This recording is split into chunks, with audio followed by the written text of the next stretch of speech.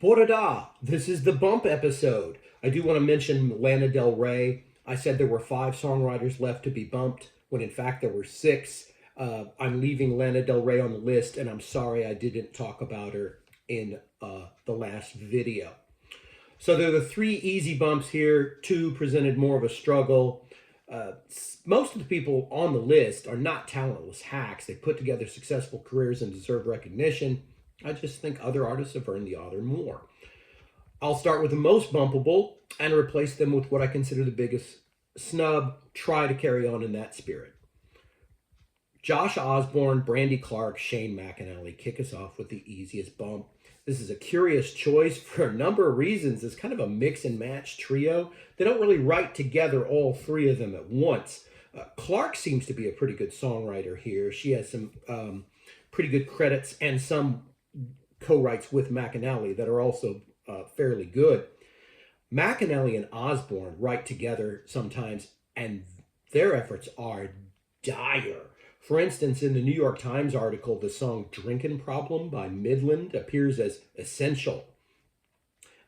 This song has 5 credited songwriters, including Osborne and McAnally, and it sucks. It took 5 guys to write that song. If those same 5 guys had started a burger chain and spelled it differently than the one we know, it wouldn't be any less derivative or unoriginal than Drinkin' Problem. So these people are out. Brandy Clark, no offense, she seems to be pretty good. Other 2, nah. Who deserves to be here instead? George Clinton. Why wasn't he here in the first place? He's alive, born in North Carolina, genius. He's not without controversy in terms of how much or little credit he gives to musicians and collaborators. Billy Bass Nelson said he came up with the name Funkadelic and that Clinton didn't pay them appropriately for their work. But what are we talking about? Flashlight, Star Child, Give Up the Funk, Not Just Knee Deep, One Nation Under a Groove, Cosmic Slop, Maggot Brain, Atomic Dog. Talk about breadth of influence. George Clinton appears on Kendrick Lamar's To Pimp a Butterfly.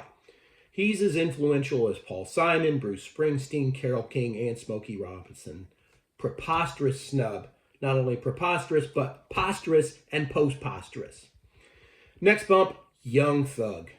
Good gracious, man. I do not understand the fascination with this artist. One thing I've read is he improvises his lyrics instead of writing them down. I think he should start writing them down. Not to disparage improvisation. It's a fine art if you're good at it. I'm not, except in a fit of inspiration occasionally. If you ask me to improvise a poem, 99 times out of 100 it would be pretty bad, and then 1 time out of 100 it might be great.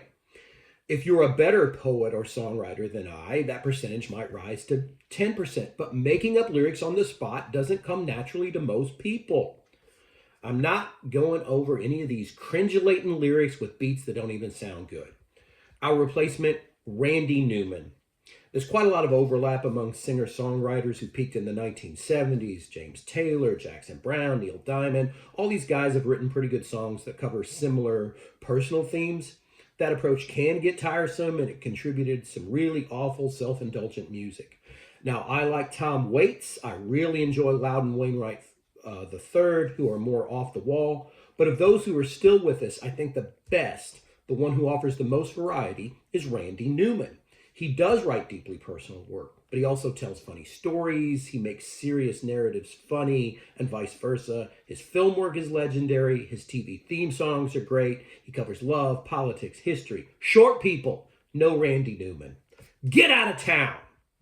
The next bump was the last of the easy work, but not because this guy is garbage. He's actually pretty interesting. His name is Stephen Merritt, and although I had heard the name, I had to dive into his work and get familiar. It's not my cup of tea, but it is unusual. Merrick was in a band called the Magnetic Fields and later did some solo work. It's fine. I don't want to run this artist down, but his work is no better or more delightfully quirky than Talking Heads, REM, They Might Be Giants. David Byrne, Michael Stipe, or the Johns could have been on this list instead.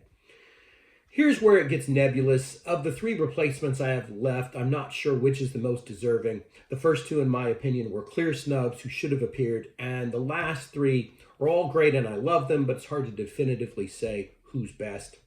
I'll go with Tracy Chapman. How much heavy lifting is Fast Car doing for Chapman? Some. I've said before that if you give us that one timeless Titanic song, it becomes harder to argue against you, even if the rest of your work isn't inspiring. And the fact Fast Car has been endlessly covered and returned to the charts decades after its initial run means quite a bit. But that's not even my favorite Tracy Chapman song. I like Bang Bang Bang. Give Me One Reason is another well-known track.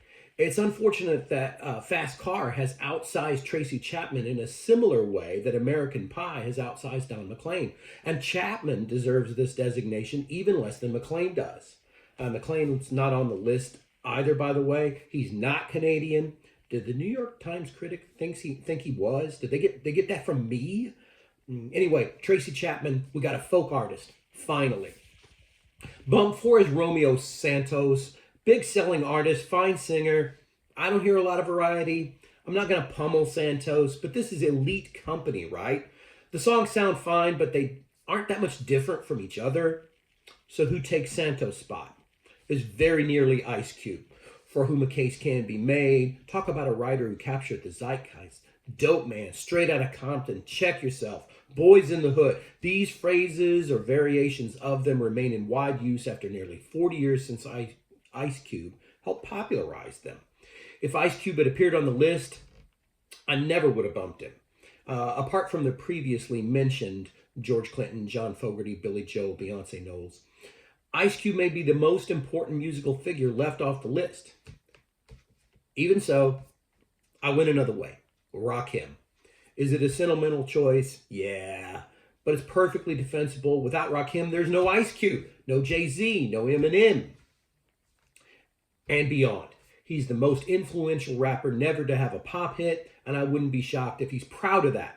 Great voice, breath control, and some of the cleverest rhymes ever. Rakim. I would have no objection to both Ice Cube and Rakim on a top 30 list. But we need this space for one more person. Last bump is the hardest, and that's Lucinda Williams. I like her music, but is she better than Sheryl Crow? Better than James Hetfield or Vernon Reid? I mentioned before there's no heavy metal in the top 30. None. Even if you want to credit Steppenwolf as heavy metal innovators, John Kay is still alive. The guy who wrote Magic Carpet Ride can't get on this list. I was going to say Born to Be Wild, but John Kay didn't write that song.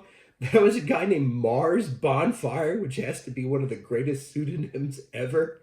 Real name Dennis Edmonton. Also still alive. I like Lucinda, but there's an even better artist who belongs here. And that's Buddy Guy. No blues on the original 30. No Gary Clark or Sue Foley or Robert Cray or Bobby Rush or even ZZ Ward if you want to push a label of blues on her. Now, Buddy Guy is known as an interpreter as much as he is a songwriter. One of my favorites is Feels Like Rain, which was written by John Hyatt, another omission. But Stone Crazy is a Buddy Guy original, and this man has credits 65 years apart. His most recent album released in 2025.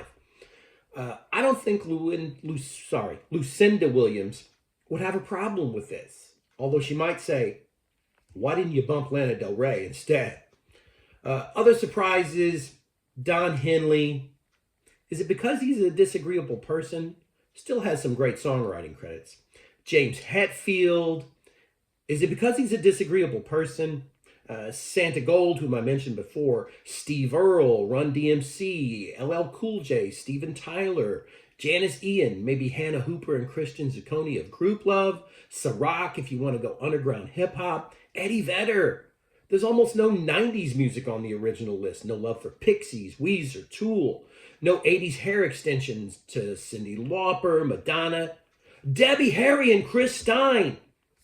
I might have to do a whole new list now. Y'all forgot Blondie, and I almost did. This is what happens when you start talking to yourself. Caveat.